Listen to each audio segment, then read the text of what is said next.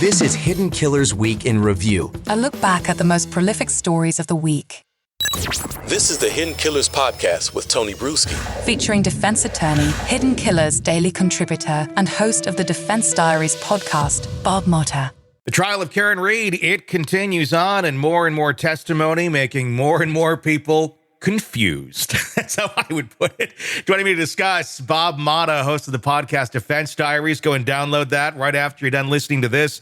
Bob, another weekend. What's been your takeaways thus far? Plain and simple, I don't buy either theory. Me too. That's kind of where I'm at. It's like the state's Commonwealth is not proving anything to me at this point. Mm-hmm. And granted, we still have to wait for their forensic stuff and their experts to come on, and presumably they'll have some kind of evidence that the car made contact with John O'Keefe, or, they'll be able to track the movements of the vehicle, or they'll be able to prove that it was in reverse. The ME will come on and testify. We've never seen like the full autopsy report. I think all of us that follow the case have seen various photographs from the autopsies, but we've never seen the full report. At least I haven't. We know what they're going to say. They're going to say it's inconsistent with an altercation, that it's consistent with him being struck by a vehicle. And we know the defense is going to put the same thing on too. Like the inconsistencies between these witnesses, like during the state's case in chief, namely like the Alberts and the Nagels with respect to who was where was the Lexus. Like you had Julie Nagel come on with, I guess what you'd call a bombshell, saying that, when they were pulling away from the house, being driven by Matt McCabe and Jen McCabe up in the front, and her and Sarah Levinson are in the back seat. Yeah. She looks over across Sarah and she sees like a big blob, a lawn blob. Yep. Claims that she mentions it in the car.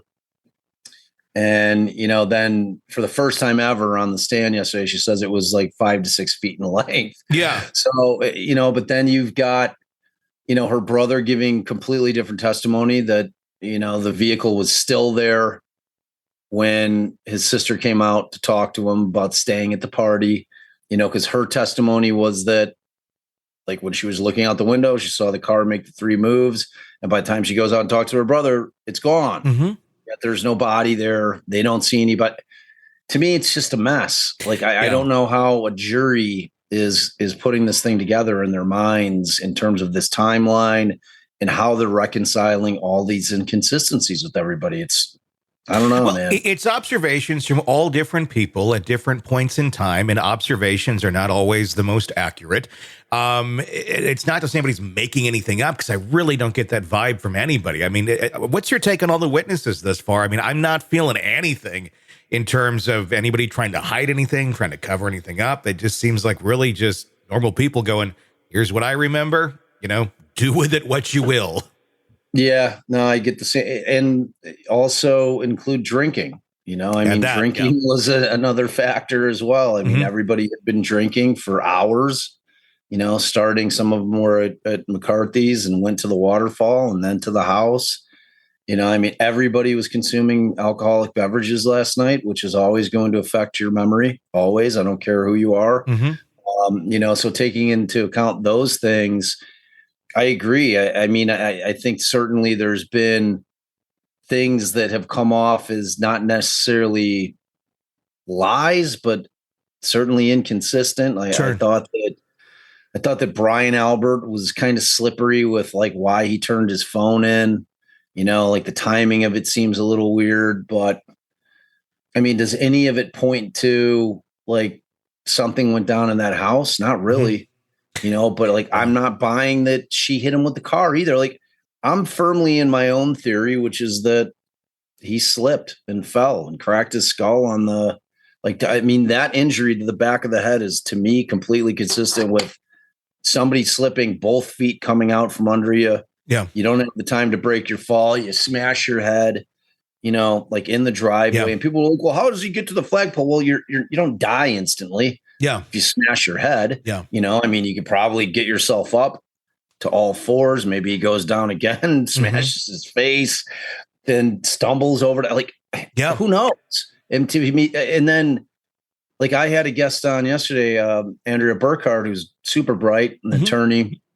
She's like, look, like these wounds, when we get the ME on, like the wounds to the arm very well could have been post-mortem, which would make sense. Like there are wild animals out there, all over the place. I mean, in my neighborhood, we have coyotes all over the place. Yeah. Like we're always in our next door neighbor app or whatever it's called. People are like, oh, saw a coyote over here. Watch your dogs. Yep. And I mean, if there's a body out there, it's not beyond the scope of reason that what I say happened. Like to me, it's as plausible as the other two theories. Yeah. I mean, all of this, it just seems like a lot of very plausible things that happened that don't add up to murder and don't add up to a conspiracy. And at the end of the day, that's just kind of where it feels like it's going to sit. Sick of the ads? We are too. Start listening with no commercials now and get access to all of our episodes in advance of everyone else. Become a True Crime Today Premium Plus subscriber on Apple Podcasts. Search True Crime Today Premium Plus on Apple Podcasts or go to our podcast page and sign up now. True Crime Today Premium Plus. Sign up now.